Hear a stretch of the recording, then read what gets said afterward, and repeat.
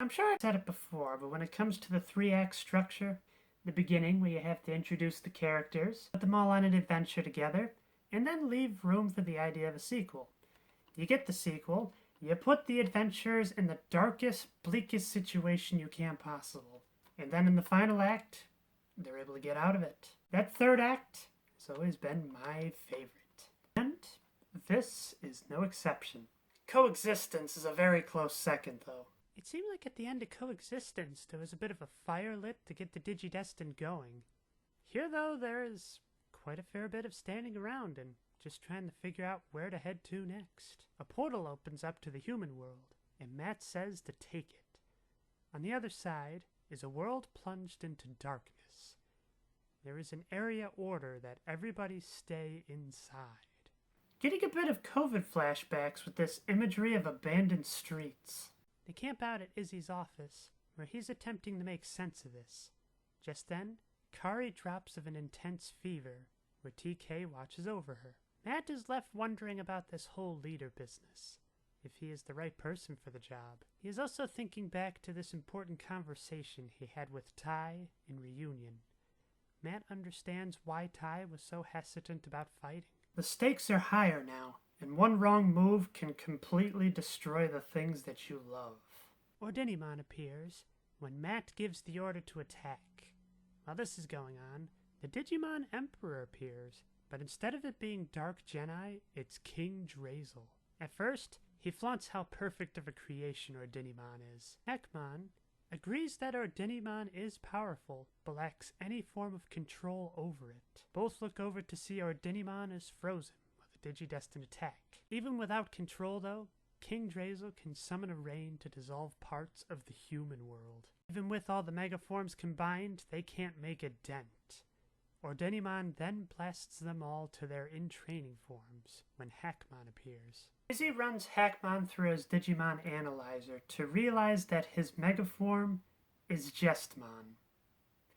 In seeing that this was the Digimon that killed Tai as well as attempted to kill Meikumon, they are not on very good terms.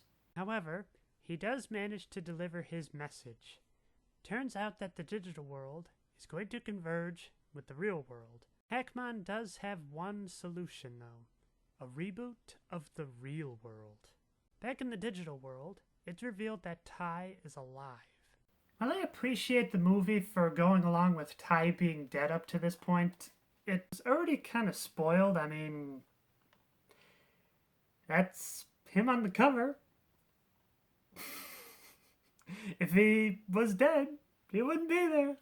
He wakes up in a dark room and hears the struggling voice of Mr. Nishijima. Tai improvises a light from his cell phone to see Mr. Nishijima is very badly hurt. I wonder where they are when the lights turn on. It's revealed they are in a facility holding the O2 Digidestined. Finally, the O2 cast has a bearing on the story. Dark Genii appears and says they are all in suspended animation, but he is pulling the plug, as well as setting the whole facility to self-destruct. As a gift from King Drazel, all of the O2 Digidestined can be jettisoned, along with one other, meaning one of them would have to stay behind. In making this review, I caught something that I didn't catch the first time I saw this movie. The first time I saw it, I thought the trick was that only one of them went back to the real world, while the other had to stay behind. However, the real trick is that Dark Genii believes that the real world is going to be destroyed in about an hour or so. So anybody that would take that escape would essentially be killed, as well as the O2 cast. However, in cutting off the life support system, Dark Genii guaranteed that they would have to go back to the real world, and then the job of killing all of them would be taken care of. Mr. Nishijima tricks Tai in taking the last one. As he is losing so much blood, he wasn't going to survive the trip anyway. He simply tells him dream big for the future, and raises a blood-soaked hand in a fist of power. Unlike Mrs. Okudera, who brought her own destruction because of her obsession with Tapirmon, I feel very sorry for Mr. Nishijima. All he was really trying to do is just help the Digidestined. Plus, he was very much left with the regret that if he was able to check in on Mrs. Okidera sooner, perhaps he would have been able to prevent this. But his last words are him dying with a glimmer of hope. Perhaps that's what his crest was when he was younger. If I come to think of it, Mrs. Okidera seemed to have possessed the same qualities that Kari did with the Crest of Light. Back in the real world, the plan is to at least get Ordinimon away from the city. Hackmon, as well as Homeostasis, believes the connection between Meicoomon and Mako is still there. Mako attempts to make contact. While Ordinimon does go to Mako, she still starts up an attack. So the military comes in. You may remember how little that worked when Ogremon appeared in Determination. And on top of that, after seeing Season 3, it just seems like an established fact that conventional weapons do not work on Digimon. With Kari, the fever breaks when she wants to get to Ordinimon. Gatomon is still in there, and she wants to save her. As TK and Kari make their way to Ordinimon, a portal opens up, revealing a squad of Vilemon.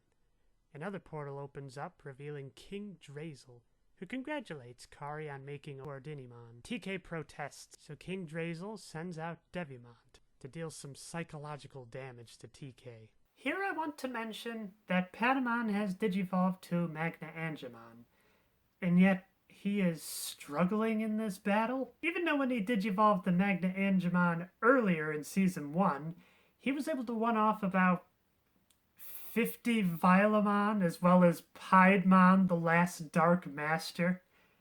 And even more so, even just in the form of Angemon, he was able to take care of Devimon. I mean, sure, it was a close call, but Angemon still succeeded, so why in the world is Magna Angemon having such a hard time with this battle? I guess they thought the whole Gate of Destiny thing was just too overpowered. I'm ranting again. Let's get back on topic. Kari fades out again to find out she is in Ordinimon. Meicoomon is crying out of a fear that she has never known, then disappears. Then, Gatomon speaks. Her time is brief, but she says, "All the light you need is inside Meicoomon." Izzy runs a check on Mako's Digivice to find Kari is right. All of the memories from all of the Digidestined from around the world are in Ordinimon. This even goes to explain how Meicoomon was able to jump levels so quickly. There is an encrypted folder with a password. After some thinking, Mako knows what it is. The first word she ever taught Meicoomon. Once in the encrypted file, all the memories go back to the Digimon. With this, Ordinimon starts to split into two, complete good and complete evil. Both attempt to escape when Jesmon stops Ordinimon and removes Gatomon. Tai, as well as the O2 Digidestined, make it back safely. To my extreme disappointment, they're all just sent to the hospital and do nothing when it comes to the fight of Ordinimon. Kari swims out to save Gatomon, but the battle would appear to be over until they realize that Ordinimon is free from the data, yet she is still Ordinimon. With all that data freed up, King Drazel then pumps her full of a whole bunch of corrupted data to revive her. And I am definitely with Mako on this. What did she do to deserve any of this? Meicoomon is obviously struggling to get out, but the body she is currently fused to will not let her go. With Mako in the water trying to get Ordinimon to stop, Agumon realizes that this is not good and attempts to save her. It would seem both are in trouble when Tai comes in to save both of them. Nat passes the goggles to Tai and he reassumes command. Everyone then digivolves to their megaforms, including Gatomon. What surprised me is instead of Ophanimon, she digivolves to Magnadramon. The fight is going their way, but they are still unable to put a dent in Ordinimon. Just then, the light from Meicoomon comes into place. All of the power of the Megas converge onto Omnimon, which reminds me of the burst mode from Season 5. Which here's a fun fact for you. I remember after all the movies in the Tri series were complete, there was a box set that had the same exact color scheme as this Omnimon burst mode. I obviously didn't get it because $50 for 6 movies I already owned just didn't seem worth it. Burst mode Omnimon is able to make quick work of Ordinimon, May I also note that while I have seen this shot in many classic cartoons, it amazes me how this feels far more graphic. Mako then goes inside Ordinimon to say goodbye to Meicoomon. She doesn't want tears, as she is finally free from the virus. She expresses her happiness up until the moment she fades away. We are then given a shot of King Drazel. While feeling defeated, he is biding his time for another plan. There is something else I noticed this time around. Before King Drazel escapes to the recesses of the digital world, he reflects on how he was able to create Meicoomon. He needs the essence of a very dark Digimon and the heart of a child. In Coexistence, Hackmon states that part of Meikoomon's data was taken from Apocalypmon. And even on top of that, when we go to this entry, Gatomon states that Meicoomon was a gentle soul and was just not able to emotionally prepare for what happened to her. The heart of the child and the essence of the dark Digimon. In fact, this also leads to another thing I'm thinking about. Could it be possible that instead of Dark Genai and determination, was it just King Drazel? After all, it seems like it was after that point that Meicoomon became far more unstable. In fact, even more interesting to think about is this was the perfect excuse to trick the Digidestined into going for the reboot. And then with all the memories of all the Digimons Digidestined from across the world, King Drazel was able to just pump Meicoomon full of all that data and eventually get corrupted into the nightmare fuel of Ordinimon. I get the feeling I'm probably just summarizing what's been happening in this movie series so far, but I don't know, to me this just felt like a really big revelation. We go to an epilogue. Turns out this took place in the year 2005. I was close at least. It's been 3 months since the fall of Ordinimon, and things are starting to get back to normal. Mako ends up moving away, and she calls the Digidestined at Christmas. On the phone, Tai is having a hard time with words, so Agumon is able to say it simply. The movie ends with the original Japanese voice cast singing Butterfly, which was the original Japanese intro of Digimon Adventure 1. And that is the end of Digimon Tri. On a personal level, it was a very unique experience to go back to these movies. Without getting too crazy into the details, it does feel like at times there is a disconnect with who I used to be and who I am now. But in going through these movies, I realized that the old me is still very much in there. In fact, as I mentioned, making summary videos so you could watch either of these in the theaters, I realized I had very similar takes on both movies. Well, at the time, I found it interesting that Digimon Tri felt like it was growing up with me. But yet, now that I'm older, it feels like I was able to go back and reconnect with that younger self, like I mentioned. I remember after the Tri series ended, there were 2 major complaints I heard all over the internet. The first is the idea that the character of Mako is a Mary Sue. The second being that the writing came off more as a fan fiction, with the fan writing herself in the place of Mako. And the main argument I heard for that latter point is the idea that she ends up falling in love with Tai. Maybe this is like that whole Matt, Sora, and Tai love triangle, but I'm just not really seeing it. I mean, there's the scene in Coexistence where Tai is trying to console her over the loss of Meicoomon, and they share a few kind words, but not really a whole lot there. And then Tai was also stammering on the phone call at the end of Future, but I think that just more comes down to Tai not being so good with words rather than being infatuated with her. And then the other thing is the idea that in Determination, Mako gets a good eyeful of Tai's junk, but I don't really see much of a romantic connection between these characters. As for the Mary Sue allegations,